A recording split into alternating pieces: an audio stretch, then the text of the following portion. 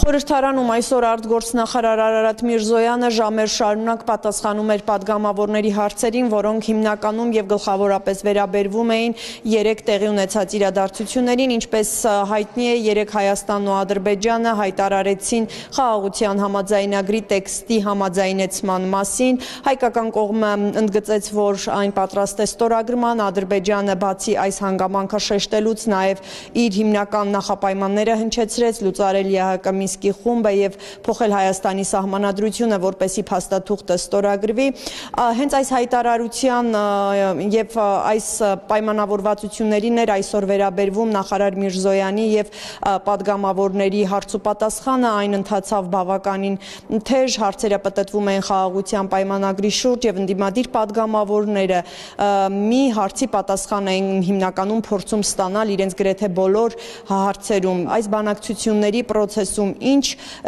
զիջում է արել Հայաստանը, եղել է գոնե մի կետ, որ հայկական կողմը առաջարկել է ներառել բանակցություններում եւ այդ կետը միջև վերջը հետապնդել է եւ հասել նրան, որ Ադրբեջանը համաձայնի դրան։ Արարատ Միրզոյանը սրանի պատասխան ընդհանուր առմամբ հիշեցնում էր, որ համաձայնեցված բոլոր կետերը փոխադարձության սկզբունքով են գործելու եւ շեշտում էր, որ այստեղ հաշվարկը էական չի, թե ով քանի կետ է կարողացել պայմանագրում ներառել եւ հասնել նրան, որ այն համաձայնեցվի։ Մեր համաձայնագրի համաձայնեցված տեքստում հստակ գրած է, որ երկու կողմերը ճանաչում են միմյանց տարածքային ամբողջականությունը եւ դրա հիմքում ընկած է 1991 թվականի Ալմաթայի հռչակագիրը, որը շատ հստակ սահմաններ է գծում այդ տարածքային ամբողջականությունների համար։ Դուք կարծում եք, որ սա մեր զիջումն է, Ադրբեջանի զիջումն է, թող այդ երկրները իզնից չնեղանան, Մալայզիայի զիջումն է, Պանամայի զիջումն է,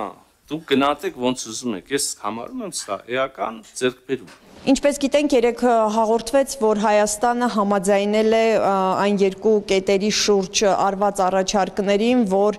ինչպես հայտարարվում էր տևական ժամանակ չի հաջողվում համաձայնեցնել, այդ երկու կետերից մեկը միջազգային ատյաններից հայցերը հետ քաշելուն էր վերաբերվում, իսկ մյուս կետը վերաբերվում էր հայ-ադրբեջանական ընդհանուր սահմանին երրորդ երկրների ուժեր չտեղակայելուն։ Այս երկու կետերի շուրջ հայկական կողմի մոտեցումը ի սկզբանե եղել էր այն, որ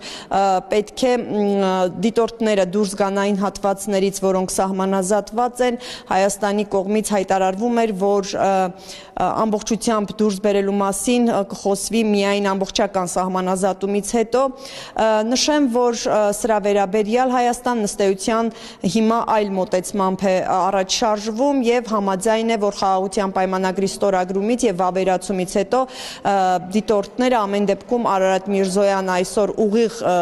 չասած ինչ կերպ, բայց ամեն դեպքում նշեց, որ սահմանին նրանք որևէ անելիք չեն ունենա։ Երբ որ այս համաձայնագիրը կստորագրվի, կվավերացվի եւ ուժի մեջ կմտնի,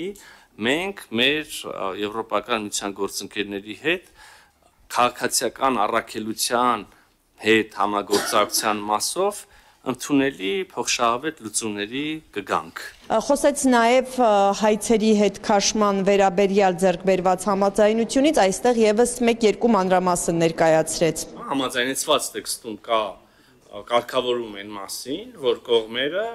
պարտավորվում են եւ պատրաստակամություն են հայտնում հետ քաշել միջազգային իրավական ատյաններում միմյանց նկատմամբ հայցերը, գանգատները, վեճերը եւ պարտավորվում են ապագայում չներկայացնել հայցեր, որոնք կվերաբերեն խնդիրների, որոնք գոյություն են ունեցել կողմերի միջև, մինչև ստորագրման պահը։